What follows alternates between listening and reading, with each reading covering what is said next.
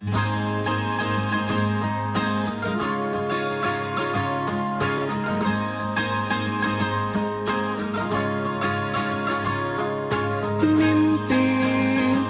adalah kunci untuk kita menaklukkan dunia. Berlarilah tanpa lelah sampai engkau meraihnya. Laskar pelangi takkan terikat waktu. Bebaskan mimpi di angkasa, warnai bintang di jiwa. Menarilah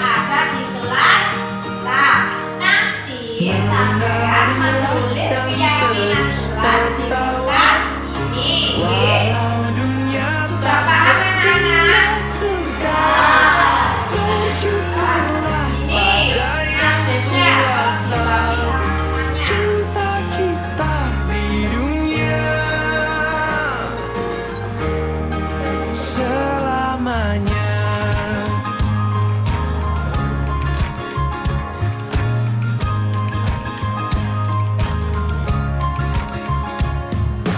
Cinta kepada hidup, memberikan senyuman abadi.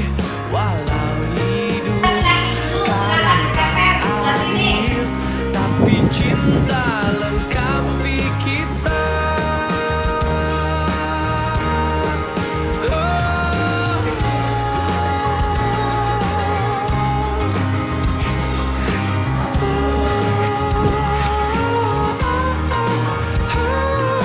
Laskar pelangi takkan terikat waktu. Jangan berhenti mewarnai jutaan mimpi di bumi. Oh, menarilah dan terus tertawa, walau dunia tak seindah surga. Pada yang kuasa, cinta kita di dunia.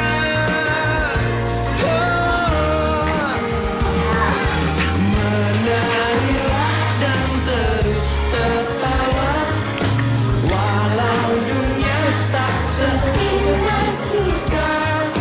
Bersyukurlah pada yang kuasa, cinta kita di dunia selamanya.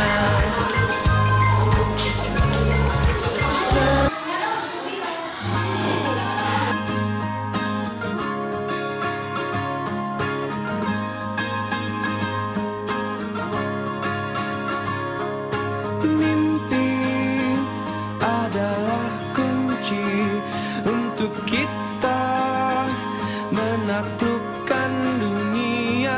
Berlarilah tanpa lelah sampai engkau meraihnya. Laskar pelangi takkan terikat waktu. Bebaskan mimpimu di angkasa, warnai bintang di jiwa.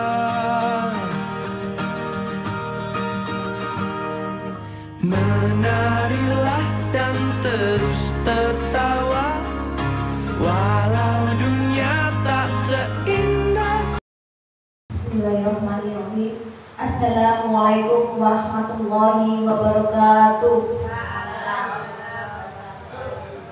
Asyhadu an la ilaha illallah wa asyhadu anna Muhammadar Rasulullah.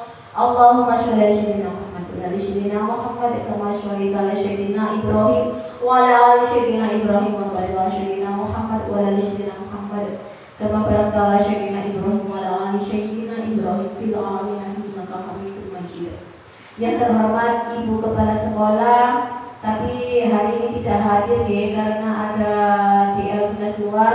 Bapak Ibu guru yang saya hormati juga. Pertama, marilah kita panjatkan puja dan puji syukur kehadirat Allah yang telah melimpahkan kita rahmat dan serta hidayahnya sehingga kita bisa berkumpul di ruangan kelas 6 dalam pengibasan materi yang akan saya tampilkan nanti. Yang kedua, salawat serta salam yang tetap tercurah limpahkan kepada junjungan Nabi besar kita Nabi Muhammad SAW yang telah menuntun kita dari zaman jahiliyah ke zaman yang terang benderang, yakni berupa agama Islam. Bapak Ibu guru, mungkin saya ini kurang berpengalaman karena ada guru-guru senior seperti Bu Siti, Pak Hari, Bu Siama, mungkin pengalaman itu lebih banyak. Mengajarnya itu sudah lama sekali. Bu Siti sudah berapa tahun? Mulai tahun 91. Berapa ya?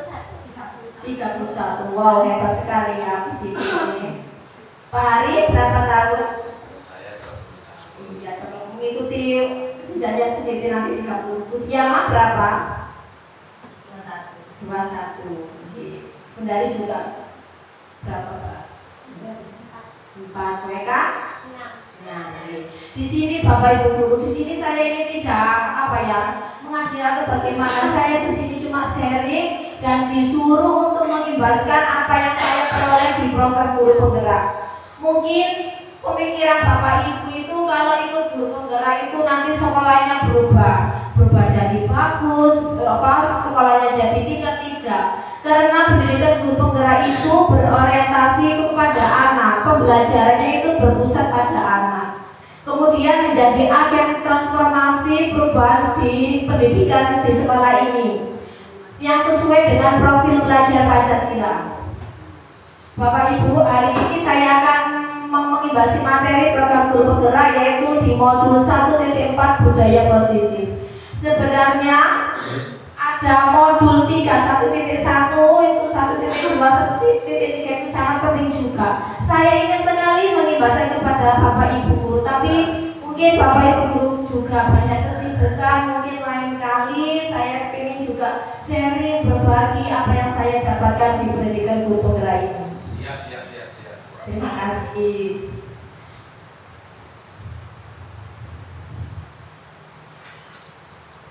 Mungkin Bapak Ibu sudah tahu saya adalah Ibu Jariah, calon angkatan guru penggerak angkatan keempat, dan saya berharap sekali Bapak Ibu juga nantinya ikut mengikuti guru penggerak. Karena apa? Setelah saya mengikuti, banyak sekali ilmu yang saya dapatkan. Lah, ilmu yang saya dapatkan ini saya ingin juga mau berbagi kepada Bapak Ibu, tapi saya juga sungkan Kenapa? Insya Allah saya akan memberikan ilmu saya kepada Bapak Ibu, sharing, berbagi ilmu.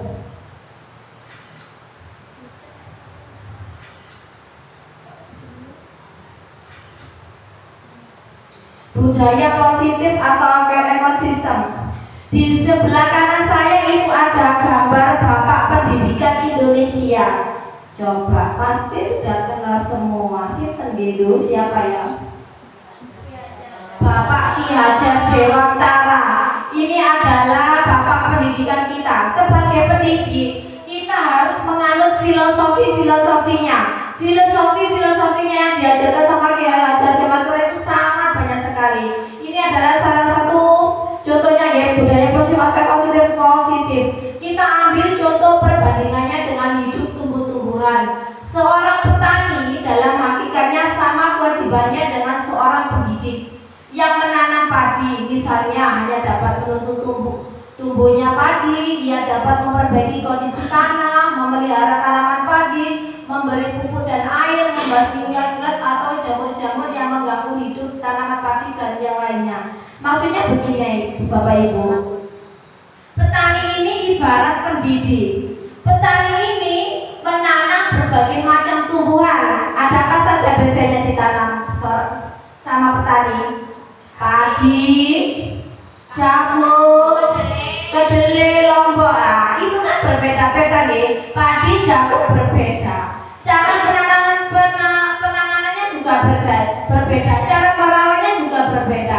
Begitu juga dengan peserta didik. Peserta didik itu mempunyai ciri khas dan keunikan tersendiri-sendiri. Jangan disamaratakan ya.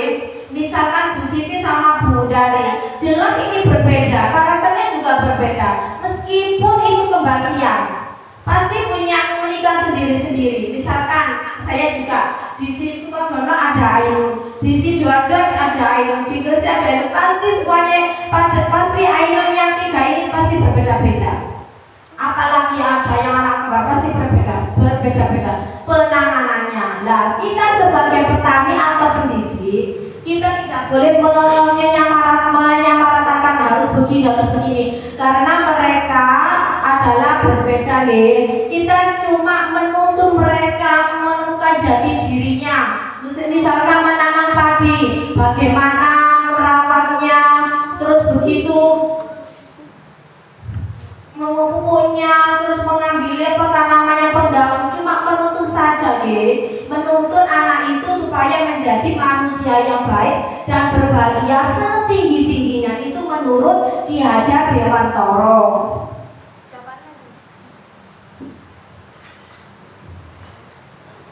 Perubahan paradigma. Nah, ini nanti saya kasih kertas, selembar kertas, nanti sampean tulis sesuatu yang sangat berharga. Bu Inu tidak tahu ya, yang berharga menurut orang kan berbeda-beda. Sampean tulis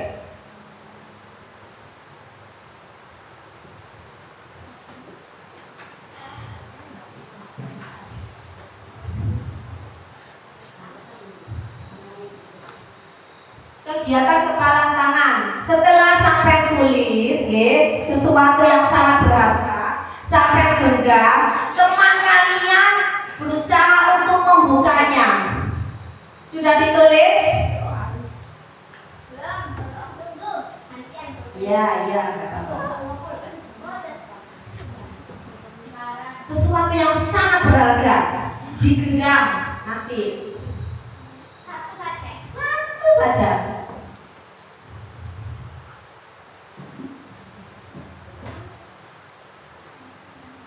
Jangan keliru Bu Dari, ini sesuatu yang berharga, berharganya positif. Sudah semua nggih? Pak Hari kalau digenggam. Lah, usianya bujuk Pak Hari. Suruh membuka kepalanya. Oh, Bu Siti, tolong suruh Pak Hari membuka kepala tangannya. Pak Hari, tolong. Oh, pen ngomong buka kepalanya Pak Hari. Mau apa tidak Pak Hari? Oh, dengan cara ngomong saja. Komunikasi. Di sana. Pak Hari. Bolehkah saya membuka tangannya Pak Hari? Kepalanya ini?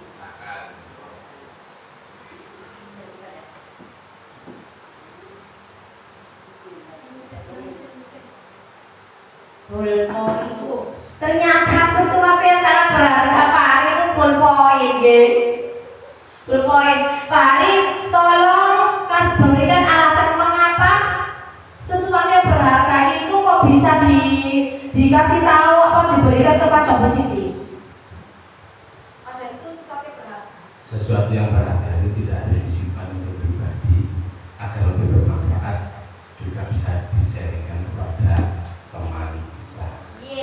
Tepuk tangan buat Pak Hari. Masya Allah, terima kasih Pak Hari atas jawabannya. Iya, betul kata Pak Hari. Sesuatu yang berharga itu tidak harus kita simpan sendiri. Karena apa, nanti bisa jadi mubazir. Kalau bisa kita berbagi supaya mendapat pahala dan memberikan manfaat bagi yang kita berikan.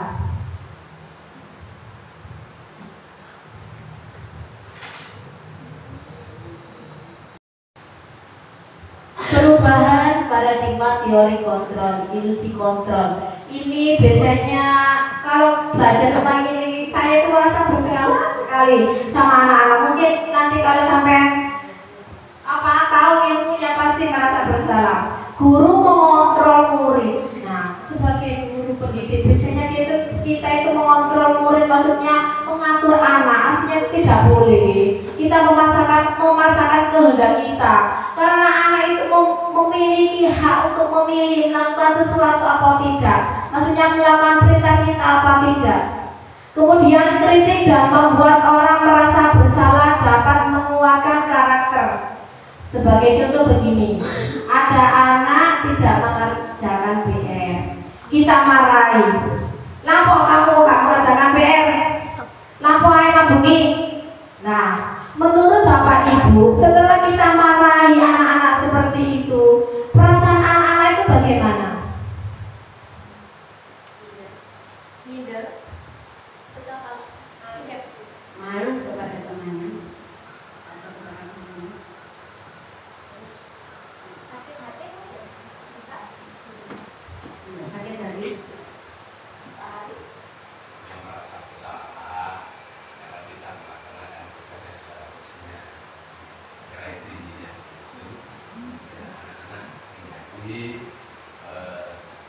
adanya beberapa ini. Iya betul.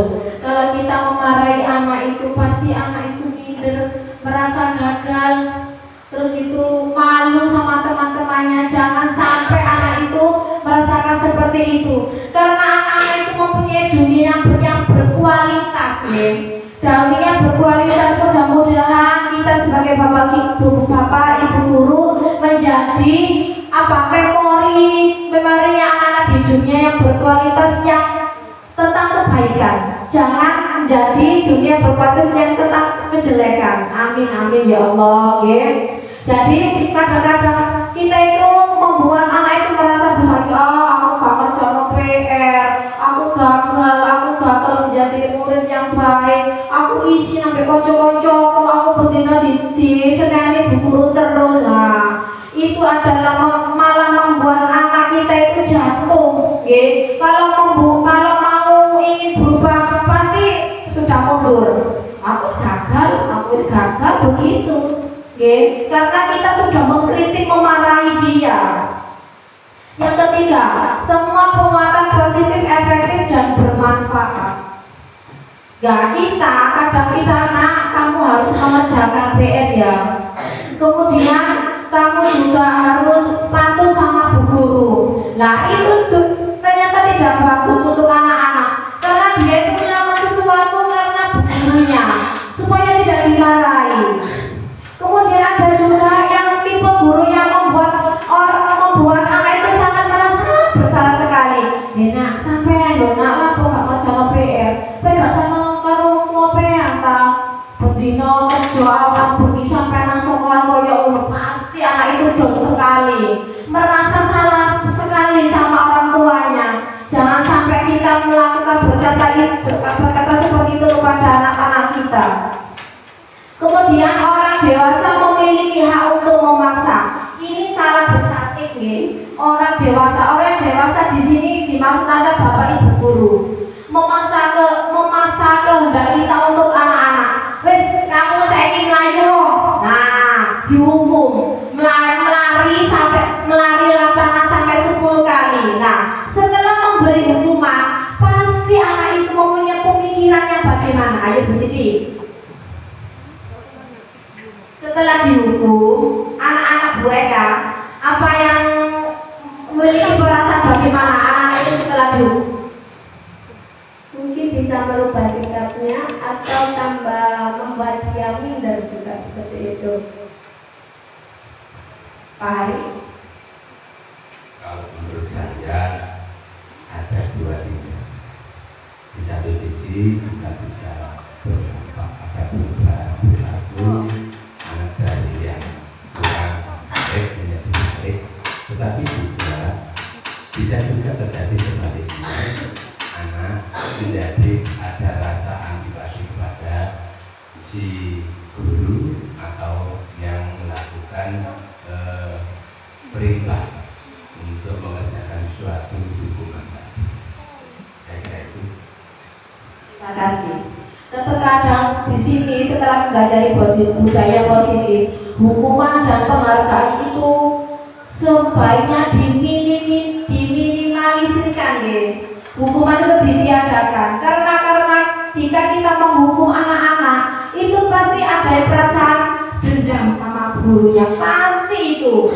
Aku dikokon Bu Ainun Melayu ping 10 ya, itu juga ada apa ya, fisik juga, kasihan fisik juga menjadi capek, lelah, kemudian belum lagi mengerjakan tugasnya, pasti dia doang terus dilihat di seluruh kelas 1 sampai kelas 6 lihat, oh orang itu dihukum Bu Ainun, nah pasti dia itu merasa malu.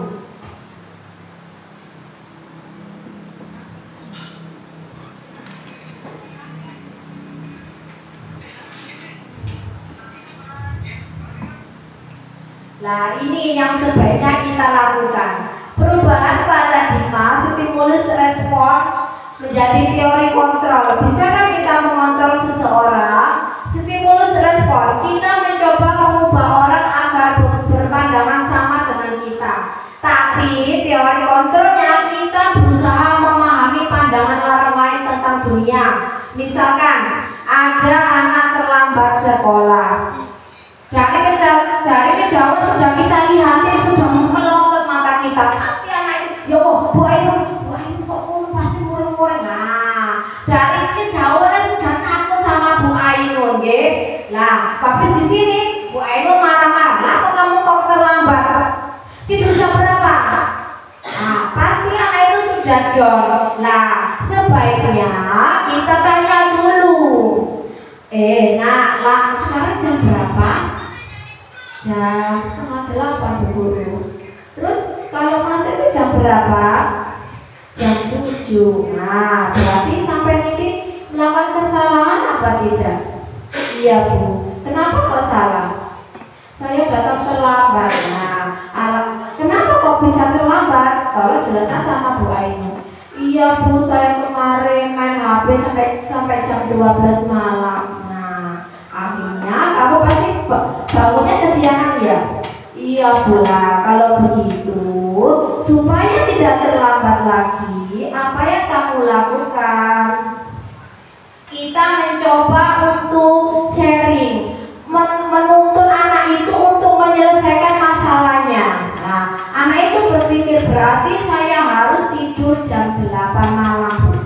Iya betul, kamu memang hebat, kamu memang pinter ya. Jadi kamu sudah tahu kesalahan kamu sudah tahu solusi yang harus kamu lakukan supaya tidak mengulangi lagi. Tidak apa-apa, semua itu pernah melakukan kesalahan. Tapi untuk kali ini dan seterusnya kamu harus bangun pagi supaya tidak terlambat lagi lah. Itu anak-anak bisa mengevaluasi dirinya sendiri harus bagaimana. Tidak usah memarahi dia, tambah down ya Bapak Ibu Guru. Perilaku buruk dilihat sebagai suatu kesalahan, tapi kenyataannya semua perilaku memiliki tujuan. Terkadang di kelas itu anak itu nyanyi ayo. Terus Bapak Ibu Guru, "Nak, sampai kok nyanyi gak mereka Bu Ainun." Nah, anak itu menyanyi pasti mempunyai alasan. Ditanya dulu, "Bu, hati saya gembira, hati saya senang." Ya, terkadang anak-anak itu nakal, mungkin mencari perhatian sama bu gurunya. Kita tanyai, kita apa yang mereka maunya bagaimana supaya tidak mengulangi lagi atau tidak melakukan kesalahan. Orang lain bisa mengontrol saya, maksudnya Bapak Ibu Guru mengontrol murid-muridnya, itu salah. Yang benar adalah teori kontrolnya hanya Anda yang bisa mengontrol diri Anda. Nah, ini anak-anak itu harus bisa mengontrol dirinya sendiri ya. Kita sebagai guru harus menuntun mereka supaya bisa mengontrol dirinya sendiri, mengevaluasi kesalahannya dia, kemudian menuntun dia untuk mencari solusinya harus bagaimana, menemukan bagaimana yang harus dia lakukan ya, supaya dia itu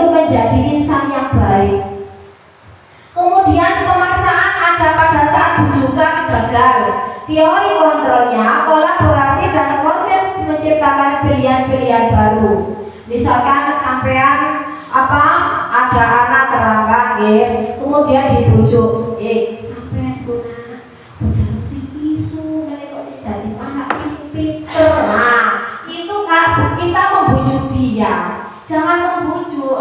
Dia itu tidak tahu kesalahannya, dia tidak tahu mengevaluasi dirinya karena kita sudah menuntut dia ojo terlambat jadi anak pinter. Jangan begitu. Dia harus dirinya sendiri yang bicara, yang mengevaluasi dirinya sendiri adalah muridnya sendiri. Terus kita harus berkolaborasi, berdiskusi dengan anaknya itu, harus bagaimana, harus apa yang sampai lakukan, begitu Bapak Ibu. Model berpikir menang kalah. Yang teori kontrolnya model berpikir menang.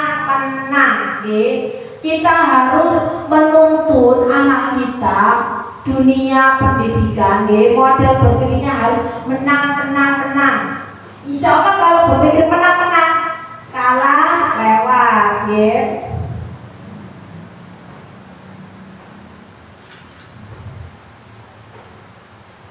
Sekarang disiplin. Apa makna disiplin? Berasal dari bahasa Latin disciplina yang artinya belajar.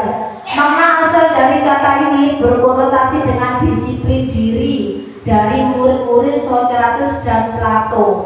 Disiplin diri membuat orang menggali potensinya menuju sebuah tujuan apa yang dia hargai. Namun dalam budaya kita, makna kata disiplin telah berubah menjadi sesuatu yang dilakukan seseorang pada orang lain untuk mendapatkan kepatuhan, kecenderungan atau menghubungkan disiplin dengan ketidaknyamanan, bukan dengan apa yang hargai atau mencapai suatu tujuan yang mulia. Begini Bapak Ibu, disiplin di sini adalah disiplin diri, disiplinnya anak-anak.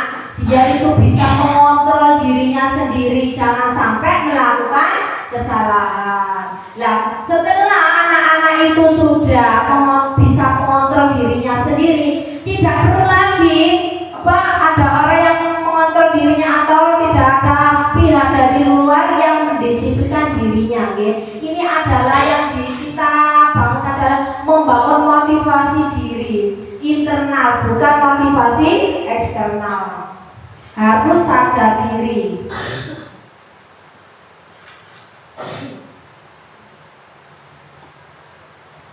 Teori motivasi perilaku manusia. Nah, ini ada motivasi eksternal, ada motivasi internal juga, dan juga ada disiplin positif.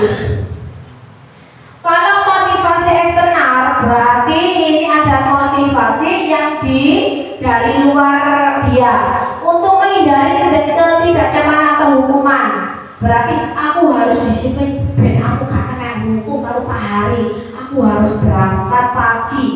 Kemudian eksternal juga, aku harus berangkat pagi. Kok Pak Hari senang karo aku. Nah, itu juga tidak boleh Untuk menghargai diri sendiri, menjadi insan sesuai harapan kita.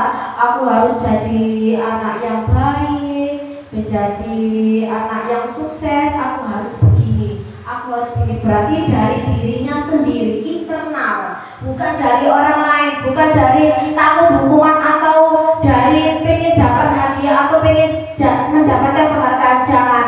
Kita harus membangun mereka supaya memperoleh motivasi internalnya. Saya akan menjadi orang yang seperti apa bila saya melakukannya.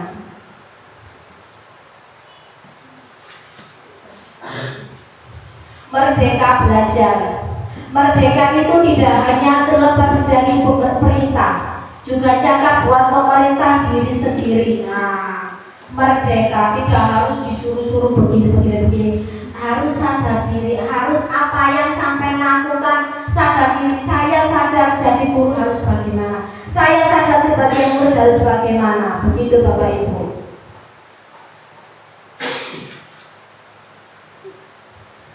Ini ada sebuah lingkaran, peraturan kelas, keyakinan kelas, lingkungan positif, dan budaya positif. Kemarin saya sebelum memasuki semester 2, saya sudah membuat keyakinan kelas bersama anak-anak. Keyakinan kelas ini adalah fondasi sebuah kelas biar menjadi tujuan yang harus bagaimana kelas kita itu. Keyakinan kelas ini dibuat bersama-sama murid, guru dan murid berkesepakatan untuk membuat keyakinan kelas. Misalkan kami dan Bu Guru saling menyayangi. Berarti Bapak Ibu gurunya oleh murid-murid karo muridnya juga harus patuh sama Bu Guru. Kami disiplin. Nah, disiplin ini mempunyai arti yang sangat luas. Disiplin waktu berangkatnya harus bagaimana, mengerjakan tugasnya harus tepat waktu. Banyak sekali yang kemarin saya bahas bersama anak-anak. Keyakinan kelas ini juga bisa sebagai pengontrol permasalahan atau konflik. Misalkan anak tidak mengerjakan tugas. Nah, Bu itu kemarin keyakinan kelasnya harus disiplin. Ya, disiplin itu harus mengumpulkan tugas tepat waktu. Berarti konsekuensinya harus bagaimana? Anak itu membuat sendiri, mempunyai keyakinan sendiri, peraturan sendiri. Jadinya Bu Ainul sudah tidak menghukum lagi, dia sendiri tahu konsekuensinya harus bagaimana. Lingkungan positif, budaya positif. Setelah keyakinan kelas kita laksanakan dengan baik, insya Allah budaya positif akan terwujud di sekolah kita atau di kelas kita. Budaya positif itu juga harus dibagi dengan lingkungan anak yang aman, nyaman untuk belajarnya.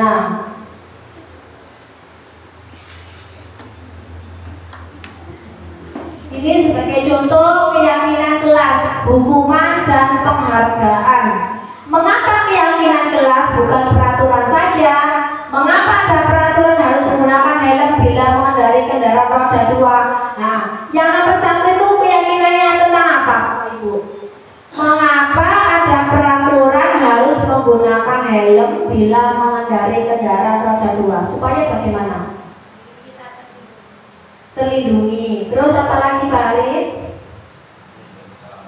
Betul, untuk iya, keyakinannya itu adalah untuk keselamatan. Ini kan peraturannya, tapi keyakinannya adalah untuk keselamatan kita. Kemudian mengapa ada peraturan 3M, menggunakan masker, mencuci tangan dan menjaga jarak 1,5 meter? Ini keyakinannya apa? Untuk apa?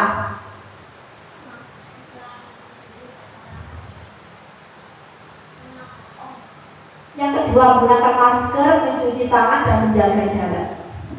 Keyakinannya apa? Untuk menjaga apa? Iya betul, kesehatan dan supaya terhindar dari penyakit atau COVID-19. Betul, itu keyakinannya. Ini kan peraturannya, tadi keyakinannya. Mengapa harus datang tepat waktu pada saat mengikuti pelatihan? Apa? Keyakinannya apa? Iya, disiplin. Untuk mendukung motivasi intrinsik, kembali ke nilai-nilai atau keyakinan-keyakinan lebih menggerakkan seseorang dibandingkan mengikuti serangkaian peraturan-peraturan. Nah, jelas orang-orang itu sudah tahu kalau gunakan helm bila mengendarai kendaraan roda 2 itu peraturan. Tapi kalau motivasi intrinsik, aku harus gawe helm ben selamat, boleh apa-apa ben selamat, nah biar tidak ketangkap polisi, begitu Kakak. Kan itu keyakinan juga.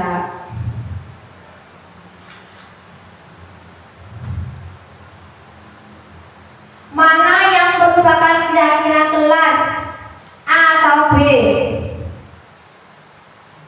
Pak Ari tolong maju ke depan. Pertanyaannya bagaimana, Bu? Mana yang merupakan keyakinan kelas, A atau B? Yang jelas kalau dari A, B, C ini yang merupakan keyakinan kelas adalah yang A. Oh, yang A dan B ini.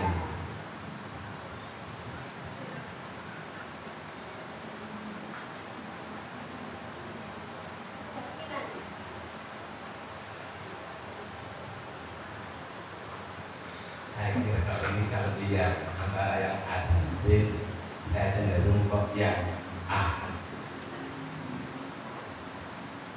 Baik, keyakinan kelas itu dibuat bersama-sama. Oke, ada yang beda? Pak Ari tadi belum memberikan alasannya. Keyakinan kelas, kalau saya tadi yang memilih A, itu hampir sama dengan tata tertib. Tapi tata tertib itu hubungannya yang membuat adalah ketentuan dari sekolah. Kemudian yang B itu kesepakatan kelas itu tentunya ada komunikasi antara guru dan siswa. Nah, versinya untuk hubungannya dengan keyakinan kelas ini apa harus terjadinya kesepakatan antara guru dan siswa ataukah ini merupakan kebijakan sekolah. Baik. Begini Bapak Ibu, keyakinan kelas itu dibuat oleh guru dan murid. Nah, kelas itu mau dibawa kemana? Jadi guru dan murid berdiskusi harus bagaimana anak-anak kelas kita. Nah, ini yang dimaksud keyakinan kelas. Nah, menurut ini Bu Eka pilih apa? Hah? A. Yang A itu adalah peraturan, yang B adalah keyakinan kelas. Yang A itu sifatnya memasang, itu tidak ada apa? Itu peraturan itu jelas peraturan, bukan keyakinan. Kalau keyakinan itu yang B, kami guru dan murid yang saling menyayangi, kami murid yang semangat belajar, kami murid yang peduli dengan teman. Berarti kalau ada murid terus kemudian mengganggu temannya, ini kan termasuk kami murid yang peduli dengan teman-teman. Terus itu berbagi juga. Kemudian kami murid yang semangat belajar, berarti harus mengerjakan PR juga. Harus kalau pikir harus tepat waktu, harus menyapu semua, Kalau yang A itu datang tepat waktu, mengucapkan salam, menjaga kebersihan sekolah, berdoa sebelum dan sesudah kegiatan, aktif dalam pembelajaran, tertib, ini adalah peraturan. Yang B adalah keyakinan kelasnya, keyakinan kelas kita.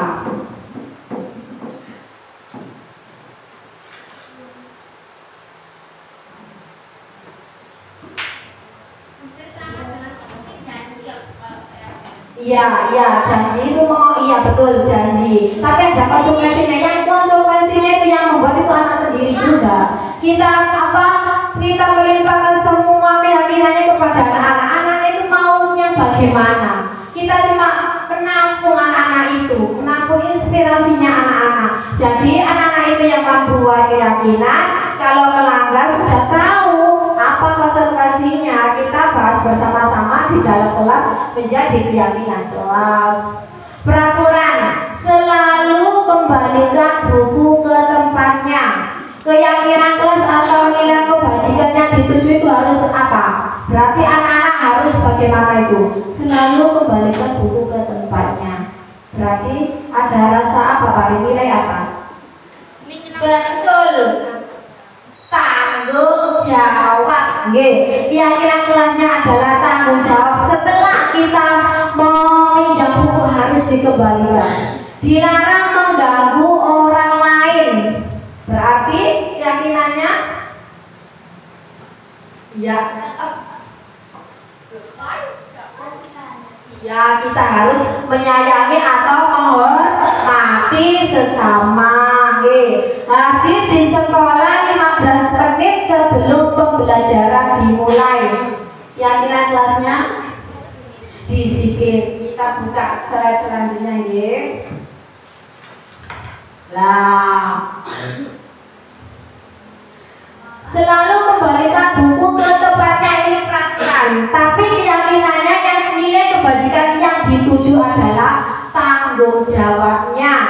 dilarang mengganggu orang lain, menghormati orang lain dan diri sendiri, bisa juga menyayangi hadir di sekolah 15 menit sebelum pembelajaran dimulai, menghormati orang lain, komitmen pada tujuan atau berkomitmen. Dilarang melakukan kekerasan, berarti menjaga keselamatan atau juga bisa menghormati orang lain. Dilarang menggunakan narkoba, keyakinan kelasnya untuk menjaga kesehatan, bergantian atau menunggu giliran, menghormati orang lain, dan juga melatih kesabaran. Gunakan masker, keyakinannya kesehatan dan juga untuk keselamatan kita. Jangan berlari di kelas atau koridor. Ini keyakinannya keselamatan dan juga keamanan.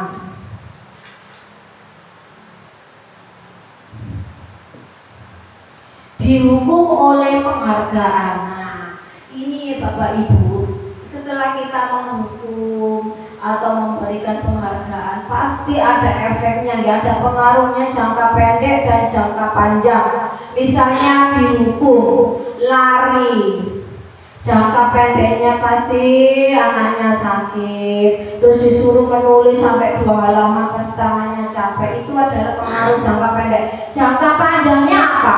Pasti diingat-ingat sama anak itu. Saya saja sebagai murid juga ingat sama guru saya yang pernah mencibir saya, pernah memarahi saya, so saya ingat-ingat sampai sekarang. Jangan sampai kita sebagai bapak ibu guru diingat anak-anak seperti itu. Penghargaan menghukum, penghargaan mengurangi ketepatan, penghargaan tidak efektif, penghargaan merusak hubungan. Nah, ini paling parah adalah penghargaan merusak hubungan. Misalkan Bu Dari saya kasih pulpen, Bu Siti tidak kasih saya pulpen. Nah, pasti Bu Siti cemburu, merusak hubungan Bu Siti sama Bu Dari, pasti ada kecemburuan sosial. Apalagi sama anak-anak peserta didik, kan masih kecil, masih labil, pasti cemburu itu.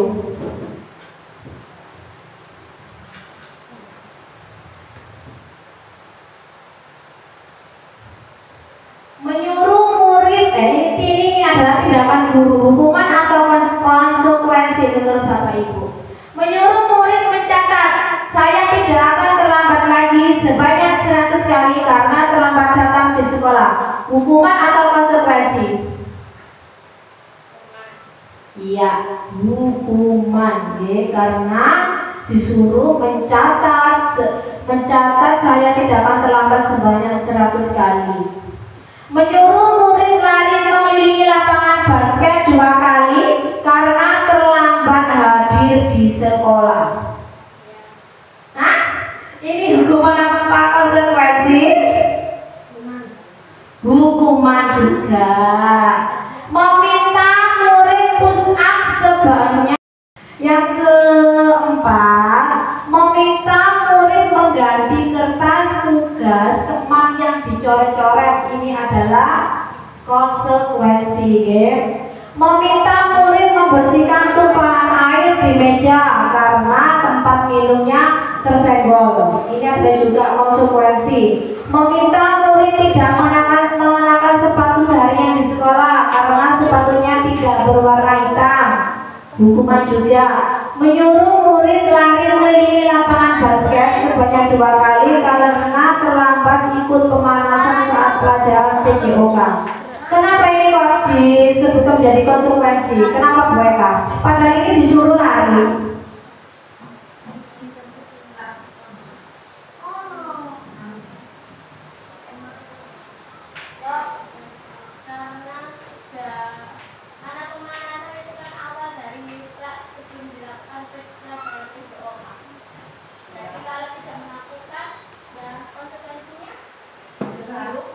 Ya, itu bisa jadi kalau lari itu mengelilingi lapangan basket, bisa juga itu disebut pemanasan juga, begitu Bu Eka ya, bisa jadi kan? Ya.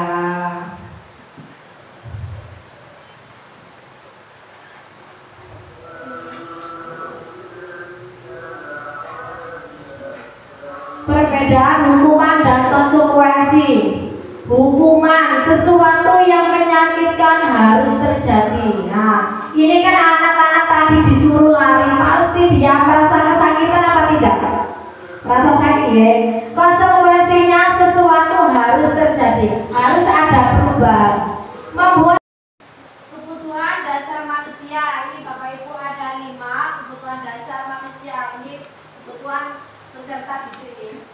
Belonging ini adalah cinta dan kasih sayang. Power ini adalah kekuatan. Freedom, kebebasan. Fun, kesenangan. Survival, ini ketahanan hidup.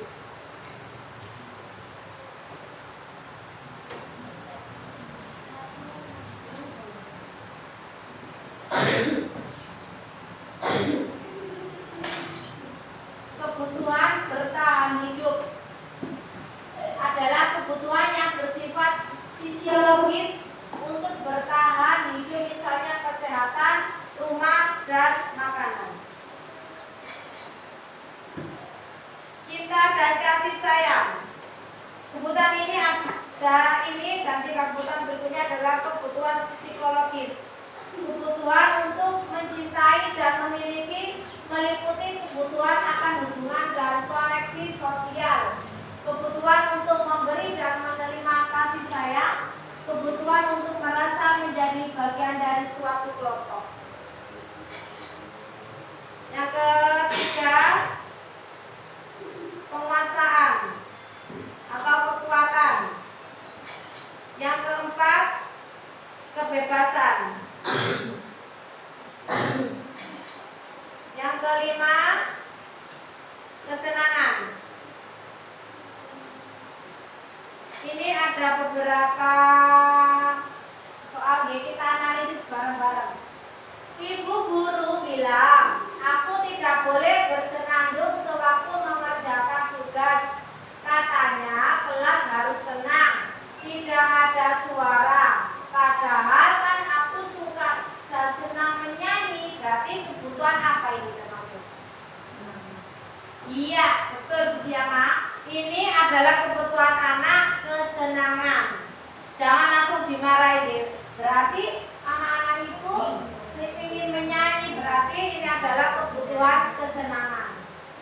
Ibu guru tidak menyapaku hari ini. Ibu guru tidak menyapaku hari ini. Padahal aku pakai jepit rambut baru. Kebutuhan apa ini? Pengakuan. Tidak ada pengakuan. Apakah hari ini kebutuhan apa? Kebutuhan perhatian. Iya, perhatian, tapi tidak ada perhatian itu. Ya ini diperhatikan. Iya betul. Anak itu ingin diperhatikan, tapi kebutuhan yang apa? Tapi kan ada 5.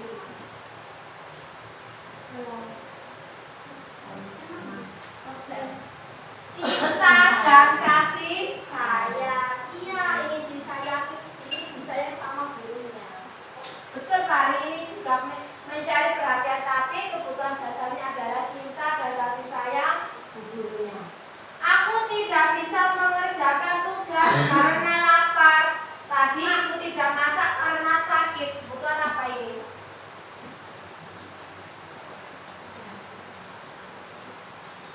Kebutuhan jasmani ya.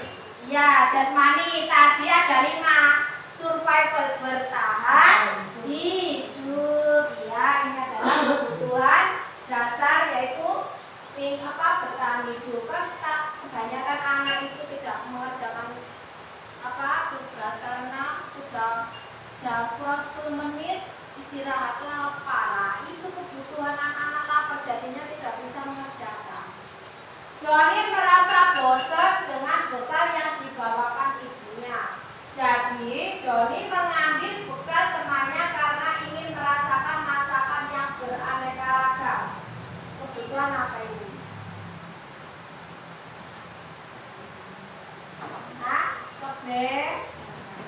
Iya, ingin bebas, ingin menentukan pilihannya.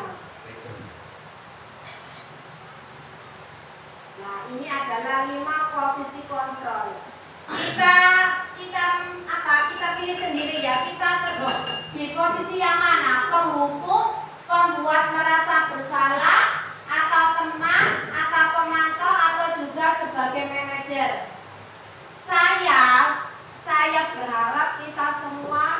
di posisi manajer. Penghukum, guru berbuat menghardik, menunjuk-nunjuk, menyakiti, menyindir. Ini adalah guru tipe penghukum. Guru biasanya berkata begini, kalau kamu tidak melakukannya, awas ya, rasakan ini. Nah, ini adalah tipe guru penghukum. Hasilnya memberontak, menyalahkan orang lain, dan juga bisa berbohong. Kaitan dengan dunia berkualitas, murid meletakkan guru di luar dunia berkualitas. Jadi guru sing menghardik, memarahi, di pikiran tidak jadi dunia berkualitas. Jadi tidak ada nama Bu Ain misalkan. Murid berkata, biarkan saja, nanti juga marah-marah laku saja. Ibu Ain itu langsung mulai mana? Gitu. Jangan pada murid mengulangi kesalahan. Jangan sampai jadi kita ini sebagai guru jadi guru yang tipe penghukum, pembuat merasa bersalah. Ini juga jangan sampai guru berkata, berceramah dan mengapain. Seharusnya ibu kecewa, seharusnya kamu sudah tahu ibu lelah sekali, mengatakan ibu stres. Kamu tidak kasihan sama ibumu di rumah. Sudah banting pulang, kamu di sekolah nakal, gitu. Ini adalah tipe guru pembuat merasa bersalah. Ya, jadi anak itu sangat merasa bersalah sekali. Hasilnya menyembunyikan, menyangkal, dan juga bisa berbohong. Kaitan dengan dunia berkualitas, murid meletakkan guru di dalam dunia berkualitas. Murid berkata, maafkan saya. Dapat pada murid merasa rendah, merasa gagal. Ini ada tipe guru yang sebagai teman membuatkan alasan-alasan untuk murid. Biasanya guru berkata, ayolah lakukan demi ibu. Masa kamu tidak mau? Ingat, tidak, ibu pernah bantu apa sama kamu. Hasilnya anak jadi ketergantungan. Kaitan dengan dunia berkualitas, murid meletakkan guru sebagai orang yang sangat penting di dunia berkualitas. Karena apa-apa tanya ke guru, guru aku harus bagaimana guru? Aku harus bagaimana guru? Murid berkata, saya pikir bapak ibu teman saya, ternyata begitu. Dapat pada murid menjadi lemah, tidak mandiri dan tergantung kepada bapak atau ibu gurunya. Tipe pemantau, menghitung dan mengukur. Guru berkata, apa peraturannya? Kemudian hasilnya menyesuaikan diri bila diawasi. Kaitan dengan dunia berkualitas, murid meletakkan guru peraturan dan hukum di dunia berkualitas. Murid berkata, berapa banyak bintang yang saya harus peroleh, berapa halaman yang harus saya tulis. Dampaknya pada murid menitik beratkan pada sanksi atau hadiah untuk dirinya. Berarti pemantau, aku biar tidak kena sanksi, aku harus melakukan seperti ini supaya bisa mendapatkan hadiah dari guru. Ini adalah tipe pemantau. Nah, saya berharap kita sebagai tipe yang manajer. Guru berbuat mengajukan pertanyaan-pertanyaan, mengapa kamu melakukan seperti itu? Guru berkata, apa yang kita yakini, apa yang bisa kau kerjakan untuk memperbaiki masalah ini. Hasilnya anak itu bisa menjadi pribadi yang kuat. Kaitan dengan dunia berkualitas, murid meletakkan dirinya sebagai individu yang positif dalam dunia berkualitas bagi. Jadi di dunia berkualitas ada dirinya sendiri yang menjadi individu yang positif. Murid berkata, bagaimana caranya saya bisa memperbaiki keadaan. Dampaknya anak itu bisa mengevaluasi dirinya dan mencari solusi dan memperbaiki dirinya. Bagaimana cara memperbaiki diri. Coba Bapak Ibu guru, biasanya kita itu berada di posisi kontrol yang mana? Tarik. Posisi kontrol yang mana? Ada 1, 2, 3, 4, 5 ya. Iya, pembuat rasa bersalah, teman, pemantau, manajer.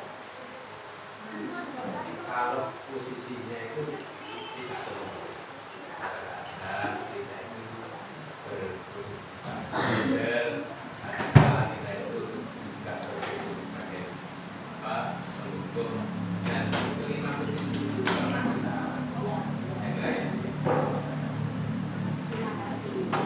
Iya, iya, betul. Saya juga pernah di posisinya Pak Ari. Kelima-lima posisi ini saya pernah mengalaminya.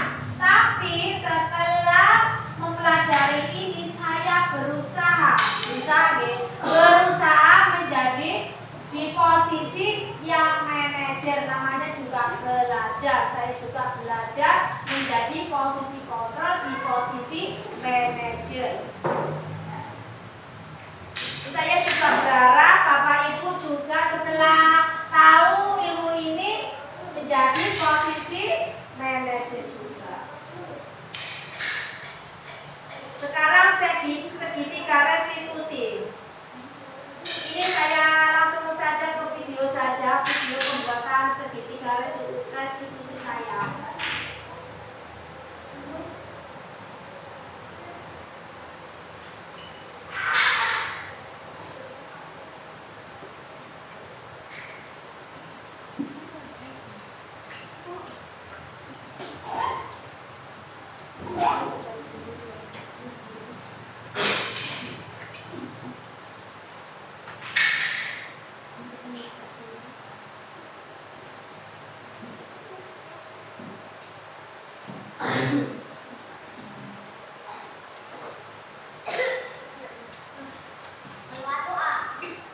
Ini adalah materi segitiga restitusi.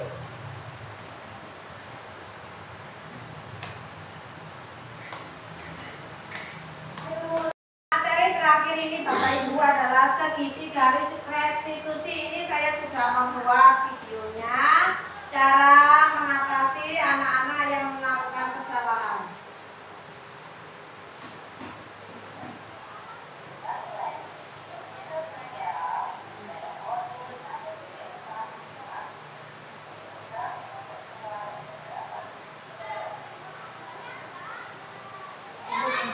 Video kan?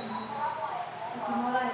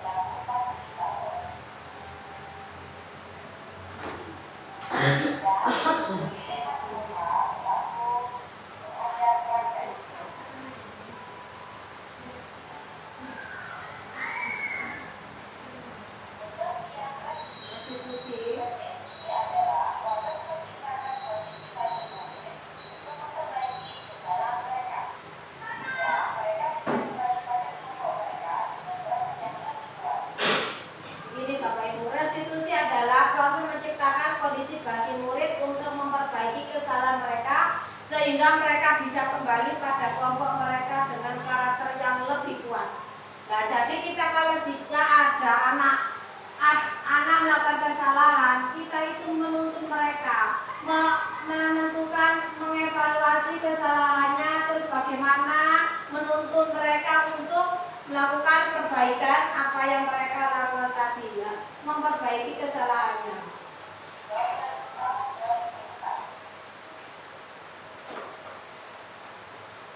Ini kan dalam bidang pendidikan ya, Bu. Soalnya ada restitusi pajak juga. Oh iya. Iya, Pak Ari. Ini di dunia pendidikan. Restitusi ada 3 tahapan, yaitu menstabilkan identitas, yang kedua validasi tindakan yang salah, dan yang ketiga menanyakan keyakinan.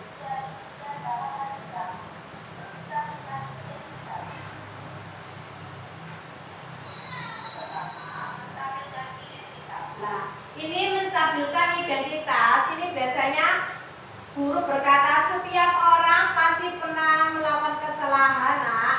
Atau bisa juga kamu bukan satu-satunya yang pernah melakukan ini. Berarti ada anak yang melakukan kesalahan yang sama. Validasi tindakan yang salah. Kamu tentu punya alasan mengapa melakukan itu, atau kamu tentu punya alasan mengapa kamu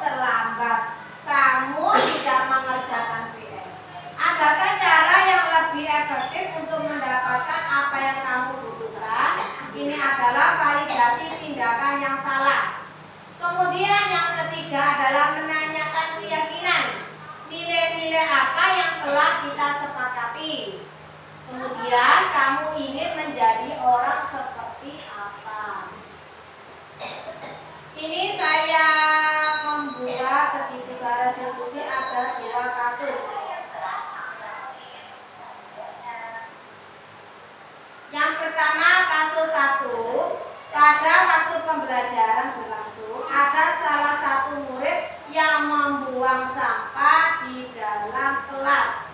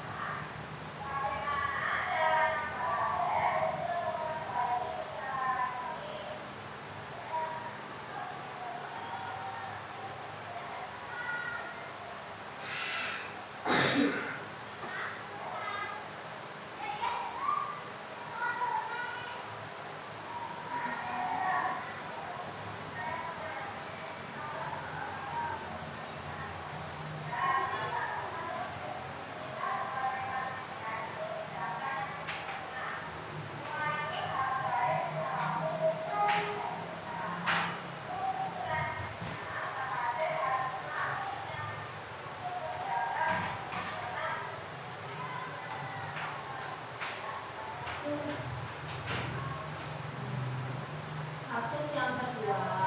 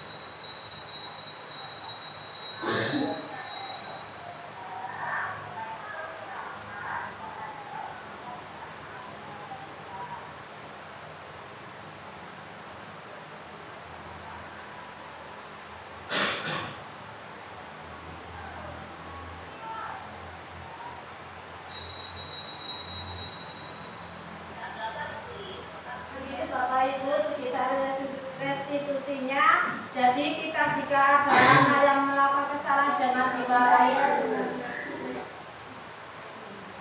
Jangan dimarahi dulu kita tanya baik-baik apa alasan mereka melakukan seperti itu, kemudian menanyakan keyakinan dan menanyakan apa yang harus dia lakukan setelah dia tahu kesalahannya. Begitu Bapak Ibu. Semoga apa yang saya sampaikan hari ini bermanfaat bagi kita semua. Jika ada kata-kata yang kurang berkenan di hati Bapak Ibu, saya mohon maaf yang sebesar-besarnya. Saya akhiri. Assalamualaikum warahmatullahi wabarakatuh.